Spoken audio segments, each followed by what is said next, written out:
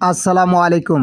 দেশ ও দেশের বাইরে থেকে যারা আমাদের আজকের এই প্রতিবেদনটি দেখছেন তাদের সকলকে হানিবুদ্দিন অ্যাগ্রো ফার্ম অ্যান্ড হ্যাচারি থেকে সুস্বাগতম জানিয়ে শুরু করছি আজকের প্রতিবেদনটি।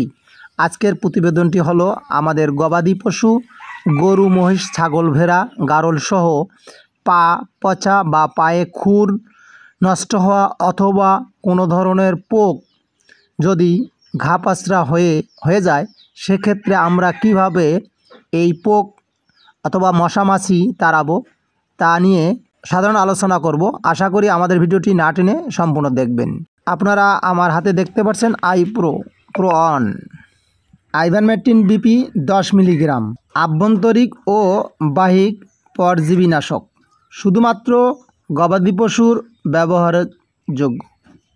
যে উপাদান দ্বারা এই ঔষধটি তৈরি, ইহাতে আছে প্রতি মিলি সলিউশনের মধ্যে আছে আইভারমেকটিন বিপি 10 মিলিগ্রাম। বর্ণনা: আইভারমেকটিন গবাদি পশুর অন্ত ও ফুসফুসের গোলকৃমি সহ বাহিরের পরজীবী যেমন উকুন, আটালি, টিক, মাইট ও রক্ত শোষণকারী মাছি ধ্বংসের বিশ্বব্যাপী ব্যাপকভাবে ব্যবহৃত হয়। কেননা উল্লেখিত অভ্যন্তরীণ ও বহিঃপরজীবী পশুর শরীর থেকে রক্ত শোষণ করে পশুকে দুর্বল করে দেয়, ফলে পশু দুধ ও মাংসের উৎপাদন কমে যায়। আর এজন্য গবাদি পশুকে পরজীবী মুক্ত করা অত্যন্ত জরুরি।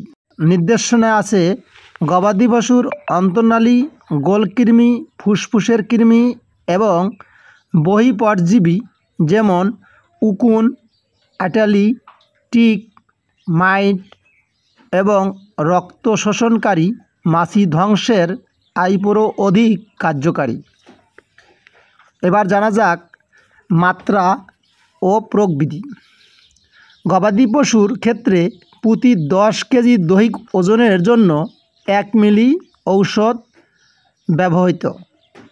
ঔষধ গবাদি পশুর ঘাড় থেকে শুরু করে লেজ পর্যন্ত ধীরে ধীরে ফোঁটা ফোঁটা দিতে হবে, অথবা নিকটতম রেজিস্টার্ড ভেটেরিনারির পরামর্শ সাপেক্ষে ব্যবহার করা যেতে পারে। এই ঔষধ ব্যবহারকালে যেসব সতর্ক মানতে হবে তা বলছি। মানুষের ব্যবহারের জন্য নয়। মানুষের চামড়া ও চোখে সংস্পর্শে আসলে জ্বালাপোড়া করতে পারে। চামড়া ও চোখের সংস্পর্শে আসলে প্রচুর পানি দিয়ে ধুয়ে ফেলতে হবে। দাহ পদার্থ বিধায় আগুনের সংস্পর্শ থেকে দূরে রাখতে হবে। ক্ষতস্থানে ঔষধ ব্যবহার করলে ঔষধের পরজীবী ধ্বংস ক্ষমতা কমে যেতে পারে। এবার আসা যাক এই ঔষধ ব্যবহারকালে কি কি সাবধান অবলম্বন করতে হবে। গবাদি পশু ছাড়া অন্য প্রাণীতে ব্যবহার করা যাবে না।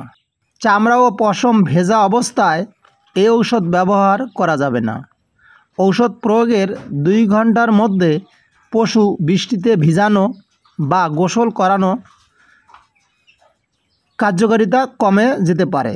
শুধুমাত্র বাহ্যিক ব্যবহারের জন্য, মুখে খাওয়ানো বা ইঞ্জেকশনের জন্য এই ঔষধ ব্যবহার করা যাবে না। এই ঔষধ একটি প্লাস্টিক বোতলে সংরক্ষণ করা হয়। সংরক্ষণ আলো থেকে দূরে ও ঠান্ডা স্থানে রাখতে হবে। শিশুদের নাগালের বাইরে রাখতে হবে। সরবরাহ 15 মিলি প্লাস্টিক বোতলের ড্রপে পাওয়া যায়। এটি বাংলাদেশের সুনামধন্য কোম্পানি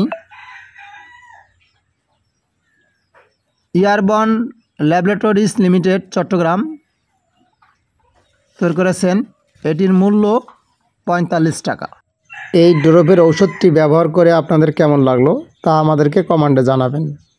আর পোকা মশা মাছি কীরকম মরলো তাও জানাতে ভুল করবেন না। সকলে ভালো থাকুন, সুস্থ থাকুন, আমাদের চ্যানেলের সঙ্গে থাকুন।